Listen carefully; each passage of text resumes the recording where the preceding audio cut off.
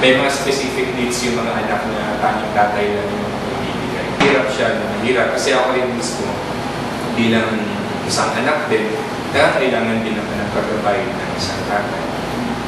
Emotionally, no, sa level ng handling of problems, half lang ang nakapagbibigay ng advice yung nanay from the point of view of a mother.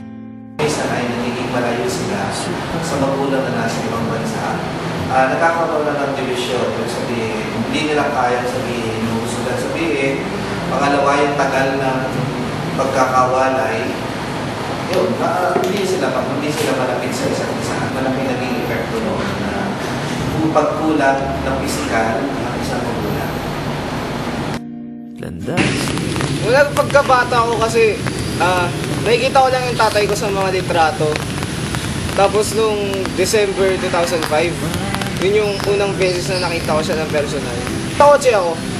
Tapos, nakita ko, may tinuturo yung tita ko sa akin.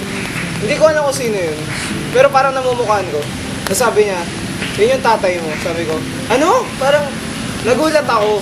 Hindi ko inaasahan na bibisitahin niya ako dito sa Pilipinas. Kasi parang akala ko busy siya sa trabaho niya dun sa States. Mula pagkabata ko, hindi ko man naranasang makasama tatay. Ang pinamatagal siguro nung bumisita siya dito sa Pilipinas, na hindi ko alam. Bumisita siya dito at sinurpresa ako.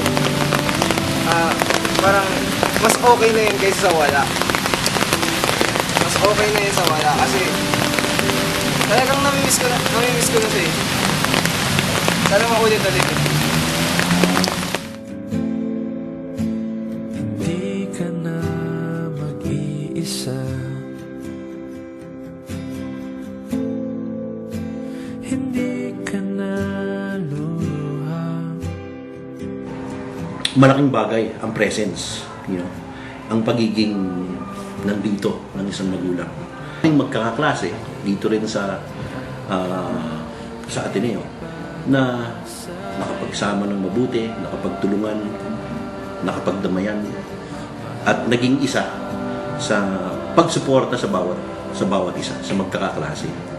Meron at merong magagawa ang magkakaklase sa pagpuno dito sa kakulangan ng isang tao na wala ang magulang sa ngayon. Ang gawin ng mga taong nasa paligid ng isang batang ito maging isang positibong epekto. Kayo na nandito ang mga magulang, na nararamdaman ninyo ang presensya ng inyong mga magulang, kayo na rin ang makapagbalik sa kalandas dito sa mga taong ito. Yung companionship, no, and yung peer counseling would be the best thing that you can do for them. Kasi you cannot change the problem naman, you cannot solve the problem for them. Itindihin natin yung pinagdaraanan nila na iba sa pinagdaraanan ng mga baba na nandiyan ang magulang.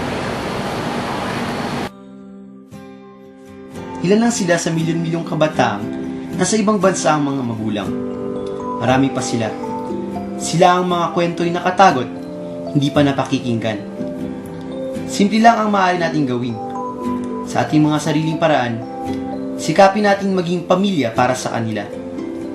Tayo'y makisalamuha, makinig, makisama.